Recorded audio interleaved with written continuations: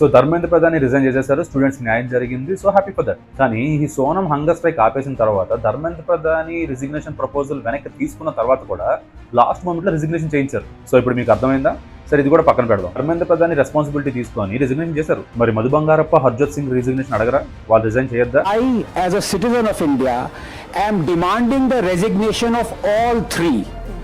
All three are Dharmendra Pradhan. Give me 30 seconds. All three: Bangarappa, Dharmendra Pradhan, and Harjot Singh.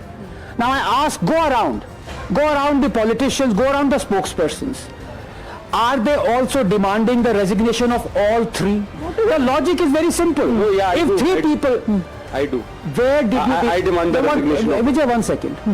Tell me one bite where you've demanded the resignation of Bangarappa. అంటే ఇప్పుడు మళ్ళీ కొంతమంది అడగచ్చు, అంటే ఇప్పుడే వాళ్ళు issue start చేశారు కదా, మళ్ళీ వెంట అక్కడికి వెళ్ళారు కదా అంటే సరే పోనీ అలాగే అనుకుందాం. మరి క్వశ్చన్ అడుగుతున్నప్పుడు ఆన్సర్ ఇవ్వడానికి ఏమైంది? ఎందుకు ఇగ్నోర్ చేస్తున్నారు? సింపుల్ గా కేజ్రీవాల్ గారు శిష్యుడే కదా, చెప్పచ్చు కదా ఒక మాట, చెప్పడు. దీన్ని బట్టి మీరే అర్థం చేసుకోండి. స్టూడెంట్స్ గవర్నమెంట్ ని క్వశ్చన్ చేయడం తప్పని నేను ఎప్పుడూ చెప్పలేదు. స్టూడెంట్స్ కాదు, ఓటేసిన ప్రతి ఒక్కరికి గవర్నమెంట్ ని క్వశ్చన్ చేసే రైట్ ఉంటుంది. అది సెంటర్ లో ఉన్న బీజేపీ అయినా, స్టేట్ లో ఉన్న టీడీపీ అయినా క్వశ్చన్ చేయడం తప్పని నేను ఎప్పుడూ అనలేదు. కానీ స్టూడెంట్స్ అడ్డం పెట్టుకొని ఎలా వాడుకుంటున్నారు, ఏం చేస్తారన్నదే మెయిన్ పాయింట్. అది అర్థం చేసుకోండి. ఇదే జంతర్ మంతర్ లో ప్రొటెస్ట్ అవుతున్నప్పుడు 400 పాకిస్తాన్ లింక్డ్ హ్యాండిల్స్ బ్లాక్ చేశారంటే ఢిల్లీ పోలీస్. ఇదేదో నేను చెప్తుంది కాదు, డైరెక్ట్ టైమ్స్ ఆఫ్ ఇండియా వాళ్ళే చెప్తున్నారు. यह भी सामने आया कि पाकिस्तान से चलाए जा रहे कुछ social media accounts fake content फैला रहे हैं.